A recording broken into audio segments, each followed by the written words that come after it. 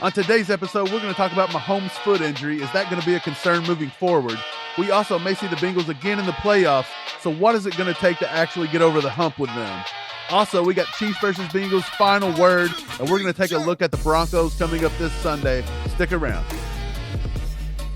So it's no secret, Patrick Mahomes suffered a foot injury at the end of the Bengals game. Could that be why they decided to go for the field goal and not go on fourth down? Do you think it's something that could linger, kind of like his turf toe issue at the end of last season? Or do you think it's a complete non-factor, Mike? Because right now, between Andy Reid and Patrick Mahomes, it's just a bruise. It's not a big deal, and they're not even concerned. Yeah, they're saying it's a bruise. We did see him limp off the field. I didn't even see what happened during that play. I don't know if he got stepped on. I don't know what it was. But yeah, I don't know. I'm going to go ahead and take their word for it. I don't think it's a big deal moving forward if it is just a bruise. I would say that Patrick Mahomes is worth like $1 bazillion, and it would be nice to get some updates for it. So let's hope they're just not glossing over the fact that maybe it's something more serious and they don't want to panic everybody in the kingdom. But I'm going to go ahead and say I think it's going to be a non-factor. I think he should be fine this upcoming week, and I'm just going to wish him the best, man. I think like going forward, injury-free Patrick, let's get it together. Right. Well, his injury history, he bounces back pretty fast off of injuries. Pretty resilient guy so far, knock on wood. And it looks like in that video where he's watching TV with Sterling, he's actually got a brace on his foot. So you can only see it for a quick second. Do you think that's just something really precautionary? Or, like I said, do you think it's something more to it that they're not telling us? I didn't see the brace on his foot, Steve. You're scaring me to death. Am I gonna have to go watch that? There's definitely like, it's not necessarily a brace, but maybe a wrap or something. There's something on his left foot, which is the one that he hobbled off the field with. Well, I felt good until about 3 seconds ago when you said that, but now I'm a little terrified. I love this guy. Like I want him to be healthy. Yeah, by the way, how cute was that video? Him watching Animal Planet. Like you can't say no to a 1 year old wanting to watch sharks on TV. You Nah, I just can't watch do it. crazy stuff all the time. So, Right. So yeah, Patrick's a good dad. He's a good dude. I think he should be fine. I think it's a non-factor. I'm gonna trust him and Andy. Yeah, I'm just gonna put positive focus going forward. And yeah, that's last word on that. I think he's fine, man. so there's a very good chance that we could run into the Bengals again in the playoffs. Everybody wants to see it. The world wants to watch this game. Even Pat McAfee was ranting about how we should be lucky that we got to watch that game the other day, and we should be lucky that we're going to get to see it again. So, with that being said, what's it going to take for the Chiefs to finally get over the hump and beat this Bengals team, Mike? First and foremost, I think we finally have to match their intensity. I think that's the big one. It seems like the Bengals are always more fired up to play against us, and we're just always lollygagging, acting like we don't even want to be there. But is that something that we're just perceiving from the TV? I'm sure they're probably fired up in their own way. We're just not, it's not like coming across the screen to us. But yeah, that's probably it. I think it's focusing, it's converting the big plays at the right times. I'd love to see our defense step up a little more when we're playing Burrow. Like we've yet to get to him. We've yet to put him on his butt. We give him all day in the pocket. You can't let a quarterback like Joe Burrow pick you apart. If you don't put some grass stains on him, he's going to kill you. And that's what he's done so far. And I do believe that's the key. I believe Miko Harmon being injured actually played a big part in that as well. I thought, well, of course, Kadarius Toney's injured as well. But other than that, McCole being out there and stretching the field, we seen back in that playoff game from last year where he was running wide open all day and Mahomes was just missing him. So McCole can get open on that secondary. I think with his speed, that's something they had to respect. The other day, they only had to respect MVS's long speed, and he actually got open, should have caught 3 deep balls. I think he only caught 2 out of the 3. But yeah, I think with Mecole Hardman back and maybe Kadarius Toney, a little bit more healthy wide receivers, maybe we execute a bit better than we did. Other than that, I think it's just intensity, man. It's wanting to go do it. Right. I think the big thing is going to be defense. Like the defense has got to tighten up. They can't be missing tackles like crazy. They can't let the running backs be getting 6 yards per carry. They've got to get to the quarterback. Like you said, they have to hit Joe Burrow. You have to throw him off. He's a good quarterback when he's got a clean pocket. I mean, you're going to have to get to him, put some heat on him, make him force some throws. The only one that he actually forced and made a bad play in this game the other day was the one where he threw the interception to Juan Thornhill.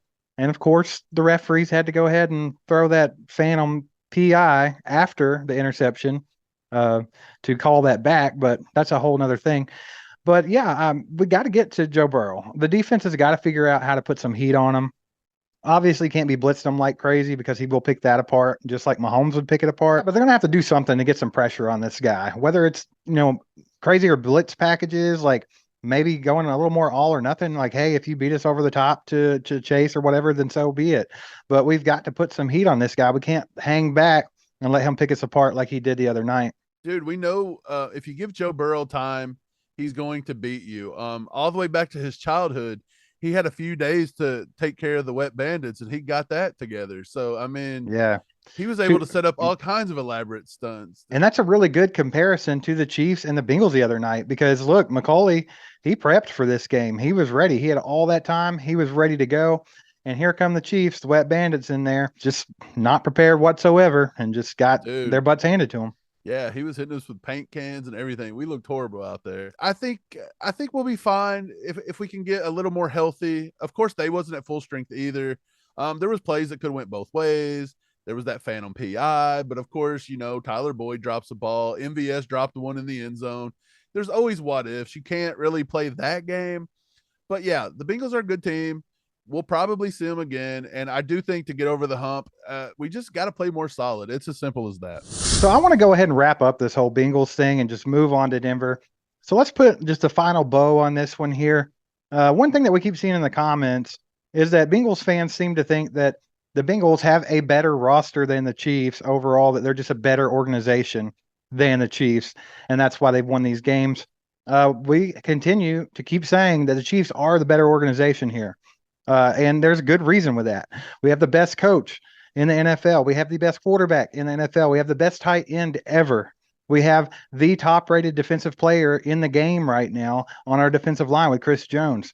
I mean, we can keep going. But until the Bengals get some, merit like that, I don't know how you can say that their lineup's better. Right. So this is a team that has been to 4 straight AFC championships. We've been to 2 Super Bowls. We've won one of them. The quarterback that's not supposed to be as good as Joe Burrow because he's lost to him 3 times also has an MVP and a Super Bowl MVP. Again, Burrow's only won 20 games in this league. 3 of them are over Mahomes. I get it, but Mahomes does not defend any passes on the other side of the ball. Like he's beating the Chiefs. So the point is Burrow better than Mahomes because he's 3-0? No, that's a farce. We'll just look no further than their own division. Joe Burrow is 0-3 against none other than Baker Mayfield. Is Baker Mayfield a better quarterback than Joe Burrow? He's not. Better yet, are the Browns a better team than the Bengals just because they continuously beat the Bengals? Right. They're not. So you can't say that. Good teams can be beaten by bad teams. It is possible. You can be beaten multiple times by bad teams. Sometimes teams just have your number. Look at the Colts this year. We were better than the Colts. Vegas said we were 2.5 points favorites this Sunday against the Bengals at Cincinnati. So everybody said, we were the better team. The Bengals did win on that day. You guys were better that day. But yeah, you can't do that. By this mentality, Baker Mayfield is better than Patrick Mahomes and better than Joe Burrow, and he's the best quarterback on the planet, although he can't even win the starting job in Carolina. He got That's cut. absurd. They Right. cut him. So, I mean, come on. You can't do that. This year, Jacoby Brissett goes out and beats Joe Burrow. Is Jacoby Brissett now better than Joe Burrow? That's a stupid thing. Okay. NHL teams, NBA teams, they all play best 4 out of 7. There's upsets that happen. The 8 seeds beat the 1s. The 5s beat the 2s. Look at the NCAA tournament. We just had a 16 seed beat a 1 seed just a few years ago. Is that 16 seed going to beat that 199 out of 100? No. But on that given day, they got them. So I'm just trying to say we're allowed as a Chiefs channel to support our team and to say that we're a better roster. We feel front to back. And we also feel when we play the Bengals, our teams are never playing at the full potential. Like we always play a half and quit. We Um, see we see this team and we know when they're in that hangover mode where it looks like they stayed out too late last night and they don't really care about the game. And that's exactly what we see every time we watch them play the Bengals. It's one of those games. they like to say we beat you 3 times in a year, in a calendar year. Okay, cool. You beat us twice last year. This is a whole different roster. You guys had a different roster. We have a different roster. This is a new team. So far this year, you're 1-0 against us, but it was by 3 points. I mean, come on. These games are by field goals. These aren't blowouts. These teams are neck and neck. And as of right now, you're slightly better. But again, in the playoffs, we want to see you in the playoffs. If you beat us, then you're the better team. If we beat you, then we beat you when it counted. And that's the way I see it. It's not a disrespect. You guys keep wanting this respect. And it's like, we get it. You're better than the Bengals from 10 years ago.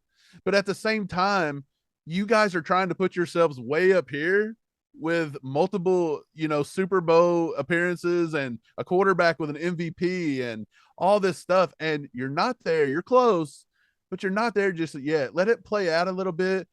Again, we are a Chiefs channel. God forbid us pick the Chiefs to win. Somebody was like, man, we had a Cincinnati channel that picked the Chiefs to win. Right. Why do you think he did that? Because they felt the Chiefs were the better team. So when you come to a Chiefs channel and we felt the Chiefs were a better team, we're suddenly like crazy. What are you talking about? Like, do you even hear yourself think? Like, so with all that said, that's the last thing I have to say about this. Like, Burrow and Mahomes, it's not close. Let's be honest. Head to head, Burrow gets them every time. Again, Mahomes don't play defense. But other than that, yeah, the Bengals are closing the gap. I'll give you guys credit. You guys are a good team. You looked a lot better than you did before you had Joe Burrow under center. So props to that, but we're not going to build a shrine and worship you guys over here. It's just not going to happen. All right, well, let's roll this thing on into Denver because that's where we're going on Sunday to meet with them for the first time this year. Russell Wilson has been an absolute dumpster fire. The whole organization has been a dumpster fire. Do they continue to be a dumpster fire and we just really put one on them and take out the frustration of last week's game on these poor Denver Broncos? Or do you think their defense, who is legit, is going to hold up and keep our offense, off the field and maybe keep it a closer game? Okay, hot take alert. I'm going to look around in the comment section. The Chiefs have a better roster than the Denver Broncos. Are we allowed to say that? No. Hey, we're a better team. We're a better team top to bottom. We're just far superior. Is it going to be a good game? Probably so. Divisional rivalries always play pretty close. I mean, even when they had Drew Lock, we played close with them. So it's probably not going to be a blowout. Should we blow them out? Yes. I said it yesterday. We're 21 points better than that team, easily, hands down. But it's going to come down to us putting our big boy pants on, learning from what we did in the Bengals game. And to be honest, that was nothing but execution and to play like it means something to you. That's all you have to do is put a little effort in. And I believe we take care of business. I don't see why we shouldn't. It's going to be close. It's probably not going to be a blowout, but still, I'll take 10-point win. I'll take a 12-point win. I'll take a 7-point win at this point. I just want the Chiefs to get back on the right track and to not have a stinker against the dumpster fire that is the Denver Broncos. Right. The chances of that are super slim, and I don't think anyone's real worried about it. It doesn't feel like a trap game or anything like that. I think it's pretty straightforward. Need to go out, need to have a little intensity, need to have a little fire under your butt, and get the job done and go home. I mean, that's all there is to it. Speaking of trap game, if we would have beat the Bengals in Cincy, now you'd have been like, okay, this is a major letdown game possibly. But now that we had that taken care of, and that's why I said maybe it was good we got that loss, a little bit of taste of reality.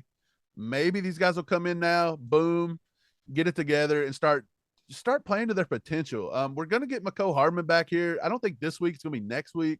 Hopefully Kadarius Toney can get back into some action. Yeah, I just feel like we're going to get all this together and it's going to come in just in time for the playoffs, but we need to take care of business. That starts this week with Denver, and we're going to have a lot more of that starting tomorrow and Friday. Right. And if you wanted to see what our marinated takeaways from the Bengals game was, make sure to catch this video that's popping up right now. Leave a comment, hit that subscribe button, hit the like button, hit the bell, and we will catch you tomorrow, Chiefs Kingdom. Aside from my soul.